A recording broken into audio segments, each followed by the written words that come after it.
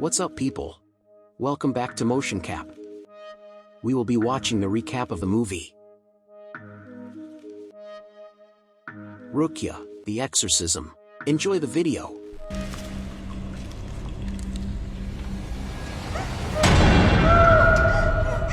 At the beginning of the film, we see a villager taking a reporter named Mahisa into a forest. He stops at a place and tells Mahisa that people often hear strange sounds from here. Now Mahisa starts his investigation there, but then suddenly they start hearing the screams of a girl, causing the villager to flee. Mahisa follows that voice and only then does that scream become very loud. He then sees a nude girl crying in a bizarre way. Mahisa gets quite surprised to see this and he takes out his camera and starts shooting it. But then some people come there and take that girl away. Mahisa follows them and reaches the middle of the forest where he sees a lot of huts. He starts clicking their pics when he hears the screaming of the same girl from a hut. Mahisa goes to that hut and sees that some girls were tied up there. Then the people of the village catches him, but Mahisa manages to escape to his car and leaves there. Now the story moves forward 4 years where Mahisa is reporting in front of a hospital. There a man takes him inside the hospital and tells him that he has a job for him. He sees a very famous actress named Asha in the hospital. Mahisa sees that she is very upset, which makes him feel bad for her. Asha forgets her purse while leaving the hospital. So Mahisa goes to her to return her purse where Asha thanks him and gives him some money, but Mahisa does not take it. We then see Asha with her boyfriend Kevin, where she tells him that Cynthia had told her that she was hallucinating some things which made her feel like a shadow was behind her. Kevin tells her that he already has a lot of problems, so don't talk about it. After this, Kevin leaves from there, and as soon as he leaves, Asha hears some sound. She becomes very panicked and runs to her room and takes some pills. But those voices keep increasing, due to which Asha hides under her bed in fear. Then she sees a ghost flying in the air, but after that, everything calms down. Asha comes out from under the bed and falls unconscious on the sofa. In the next scene, we see Asha in a hospital where her mother is with her. When Asha regains consciousness, she is very scared, so her mother calms her down. After this, Asha calls Kevin and asks him to meet her, to which Kevin says that he has a lot of work so he cannot come. Later, Mahisa comes to Asha and says he is curious to know what is going on in her life, as her friend has died recently and now she is also admitted to the hospital.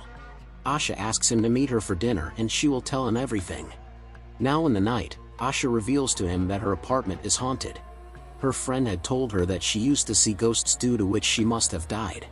The same things are now happening to her and she is afraid that she may lose her life.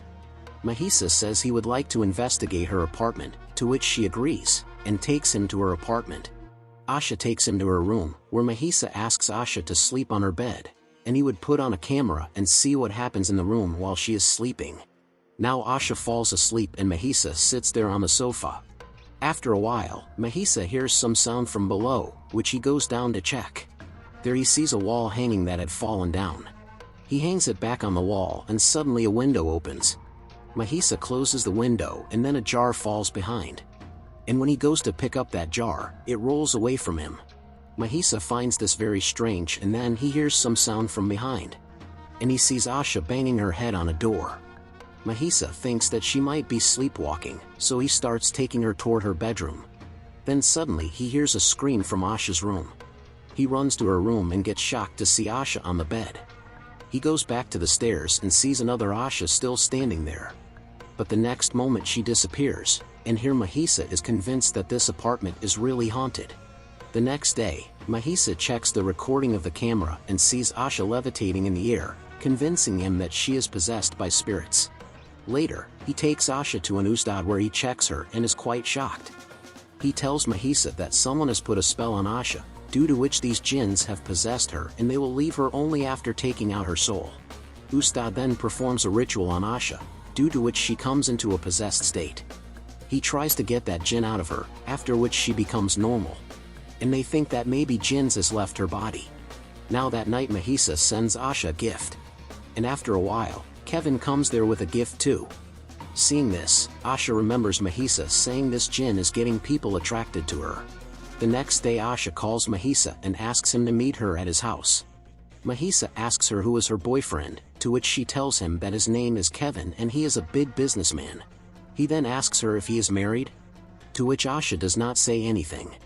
After this, Mahisa goes to see off Asha, where some people kidnap him. They take him to Kevin, where Kevin asks him why he is meeting his girlfriend. Mahisa tells him that he is just helping her, to which Kevin beats him and tells him to stay away from her. The next day, Mahisa goes to a press conference, where Asha and her friends are talking about their new movie. During the conference, Asha sees a demon in the crowd staring at her, which frightens her and she faints there. Seeing this, Mahisa brings her to her house. Mahisa asks her friend why this is happening with Asha.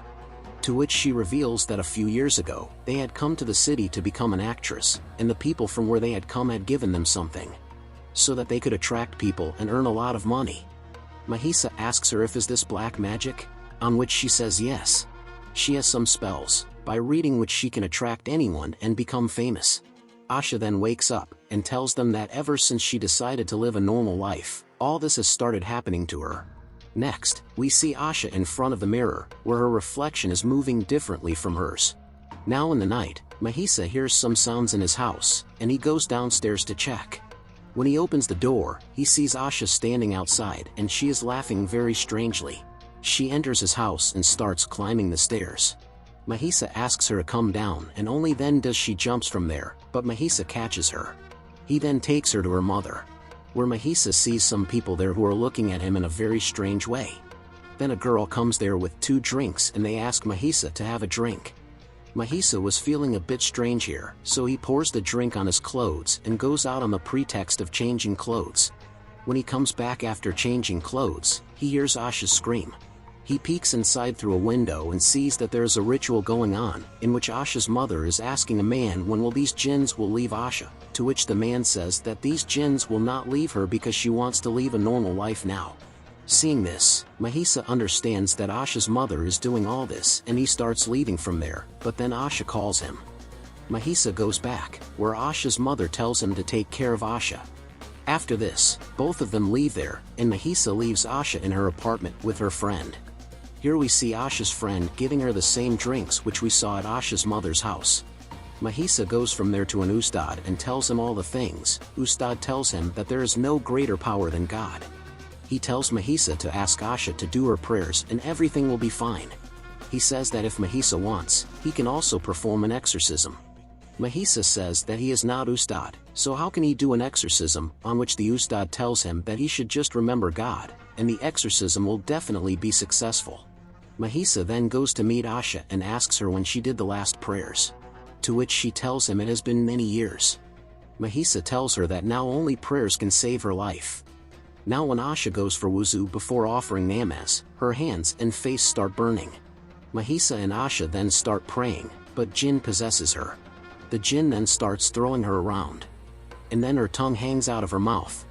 Mahisa gets terrified seeing this, and then Asha gets up and climbs a pillar. She then descends the stairs in a very creepy way and faints. Now Mahisa somehow takes her to an abandoned hospital so that he can perform an exorcism on her. The next day we see Asha's mother doing a ritual, after which a jinn comes to Asha and starts touching her. Mahisa sees this and gets shocked, after which Asha suddenly wakes up and starts screaming. But he somehow calms her down. When Mahisa wakes up, he sees Asha sitting in front of him. But only then he sees Asha on the bed laughing creepily as seeing him. On the other hand, Kevin comes to Asha's house and gets worried to not see her there, so he calls Asha. Here Mahisa had tied Asha to the bed so that she could not hurt herself. Mahisa picks up Kevin's call and tells him that Asha is possessed, and he is doing an exorcism on her. After this Mahisa starts reading prayers in front of Asha, but Asha scares him and starts laughing at him. The jinn inside Asha tells Mahisa that there is no one stronger than her, and then Asha faints. We then see Asha suffering in the possessed state and suddenly she reaches an abandoned place, where she is surrounded by many jinns. When Mahisa comes back in the night, he finds that Asha is free from the ropes. She attacks Mahisa, causing him to get injured. Just then Mahisa sees Asha climbing the wall. She starts laughing seeing him and starts crawling on the wall. Mahisa gets very scared seeing this and starts reading prayers, due to which Asha falls down and starts suffering.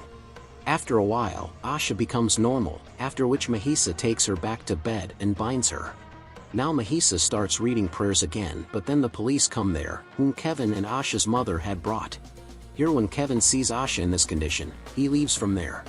While the police are taking Mahisa away from there, Mahisa sees the same man he had seen 4 years ago in the forest.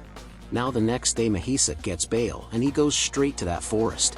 Mahisa had made markings on the trees there, following which he reaches near the same huts. There he finds Asha in the huts, which he picks up and brings with him. Mahisa then takes Asha to the mosque where Asha's exorcism begins. The Ustad starts reading prayers there, due to which the jinns present inside Asha start to suffer, and Asha's mother was also hearing these prayers, due to which she was also suffering a lot. Here the jinns inside Asha was tormenting her a lot, and finally, Asha's mother vomits blood, and here all the jinns come out of Asha's body too.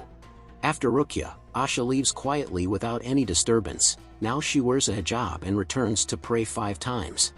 In the post-credit scene, we see Mahisa going somewhere.